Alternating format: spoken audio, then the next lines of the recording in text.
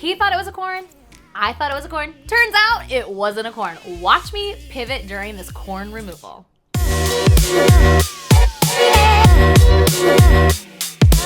First, I'm gonna do some investigation. I think what my client is experiencing right here is actually a corn. But here's the thing, a corn is a type of callus. Now, a callus can also grow on top of a corn. So what I need to do is debulk this area, thin it down some to see if there is a core, and also to give it a little push, because I know if there is discomfort or pain behind the callus, then most likely we got a corn. So let's go investigate. I'm using the pedi-tapered barrel carbide and just debulking this callus to see right underneath if there's a corn at about 25,000 RPMs, and I'm just gently tapping over the callus. Look how much that just quickly came off. I'm always staying in communication with my client because I am running at high RPMs. I'm constantly lifting my bit up. So I'm not just running it back and forth. I'm using the blades, circular motion, and I'm usually going against the grain. If I go with the mechanics of the foot, then I'm gonna be here a lot longer. If I go against the grain, those little carbide pieces are gonna pick it up, pick up the dead skin, and that's why we do this dry. How's that feel? Discomfort? No. Okay. I'm not really exactly sure what's going on here. I see a little bit of a crater, but I'm not sure what it is. So we're just gonna go a little bit deeper. So at this point, you're probably wondering, where do I get these amazing tools? That's an easy question. Check out us at ericasata.com. You can do all the shopping you need, from cuticle prep to product removal. At Erica's, we got you covered with quality tools that will bring you great results. All right, so I switched to a more rounded tool. That way I can just kind of tap it in that center. So I see a little bit of a speck. I'm not seeing signs of it being a wart. I'm not seeing any different type of texture. So if I was looking to evaluate, like, is there a wart is going to look more like cauliflower. It's not going to be a centered speck, and there's most likely going to be these little black dots, okay? Those are little capillaries of broken blood vessels. Now, I do see one little speck, but I'm not seeing any signs of what color that speck really is. I'm not seeing a shape, and it's a little darker, but we do know that, remember, there was pain. Right now what I'm doing, I'm using the large corn removal bit, and I'm just tapping, working it in a circular motion.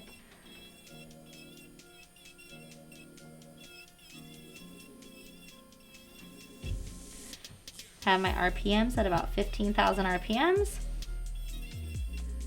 I'm just being very aware that I'm on the callus. I'm going through thick callus skin.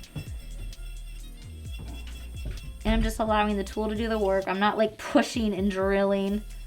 I'm just gently, circular, tap, circular, tap, tap.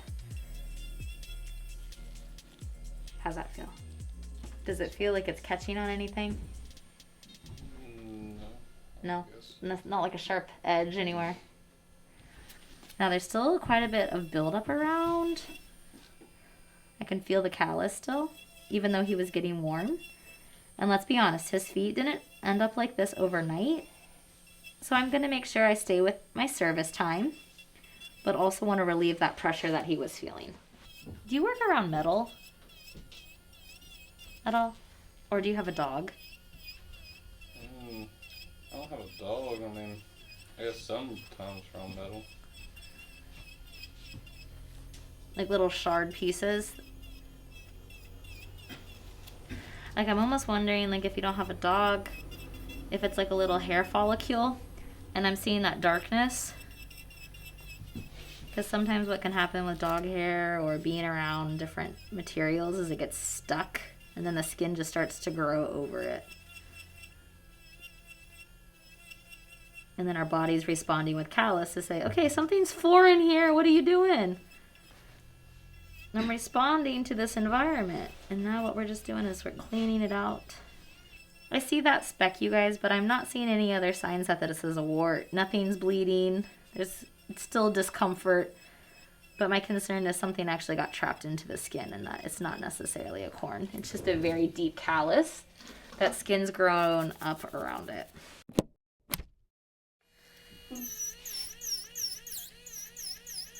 Make sure you're running at high speed. The same bit that I started off with my corn, we got the pedi-tapered barrel carbide.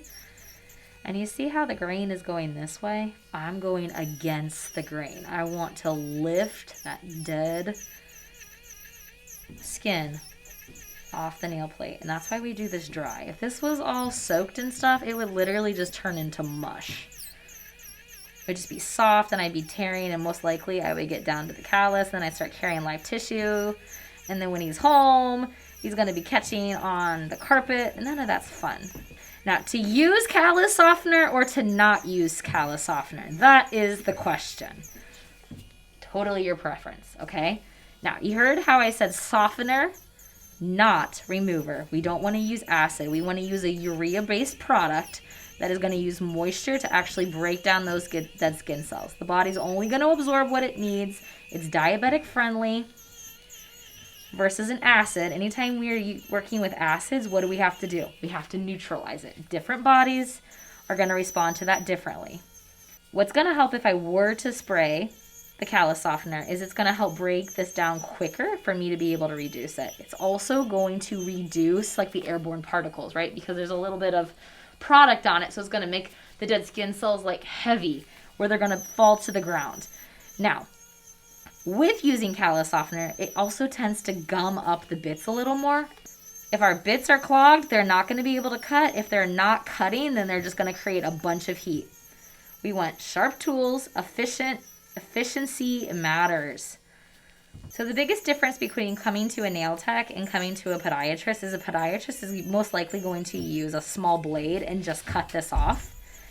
Sometimes they might actually soften it so it doesn't catch. Whereas nail techs, we cannot do that. We are allowed in most states, but please check your state regulations to make sure that you can use bits on the plantar side of the foot, all right? It's always good, even with anything that you learn from the Erica's ATA, as well as on YouTube, that you check with your boards to make sure that you are in your scope. You're gonna tell me when it gets warm? Promise? I feel like we're breaking down trust right now. Look at that, it's like I'm shaving cheese. And how's that feel in this spot? You sure? Not a little bit. I want them to be good. Do they also like hurt in your boots? Not once they get like broken in, kind of. But in the beginning? Like a new pair. And this is as far as we can go. We can definitely do another time where we can do like a follow-up. But as it comes back, you know, unless some of those shoes change, that's going to feel different in your boots now already. Well, if you don't have your boots, you have slippers, so I don't know how different it'll be. When you feel your boots, we know that the environment is still going to be the same, so it's just that overall maintenance. And like, yes, you can absolutely use like a pumice stone in the shower. Those are all things. The wider the shoe, and then just like maintenance. Okay, we're gonna jump into a fun debulking. I am using the Poto Expert Callus Softener, and I am spraying it all over the foot, just on the bottom side of the foot. I don't want to put it on the toes unless they have involution in the great toe, and I'm gonna rub it in and let it sit for about 3 minutes. We want to allow the product to start breaking down those dead skin cells. And what I love about the Poto Expert product is that it is diabetic friendly, and you cannot put too much product on. Not meaning you need to oversaturate it, but I don't have to neutralize any chemicals. It is safe for everyone. We're gonna slow and steady wins the race. Potato peeling. I'm using the pedi-tapered barrel carbide.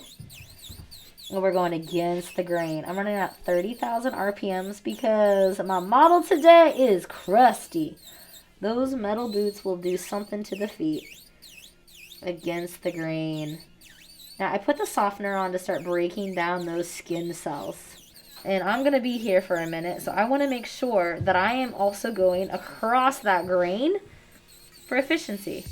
Against the grain is going to lift those dead skin cells right off. It's going to allow for quicker debridement, and that's exactly what we're trying to do. And again, feet didn't happen like this overnight, you guys. If you have scheduled a 60-minute pedicure and you don't have time to do more, then guess what? You don't do more. 60 minutes, where are we concentrating today? And you go. If they want more done, great, then book another appointment sooner. Your calluses are usually worse on the foot like the side that you're dominant with your hand because of how we lean. And these ones are way better. I can tell if you're a righty or lefty by just looking at your feet. No, I can't, but making it tight, going against the grain, circular motions, laying the bit flat. Look how pink it's getting. Yep. And again, we're not retiring tomorrow, so we want to keep some of those callus. We just want to reduce them. I've heard the rule of thumb is like 25%. I'm going to be honest. I don't know what 25% is or 50% is. I look for feel, color, and comfort. Oh, that just sounded amazing. Feel, color, and comfort.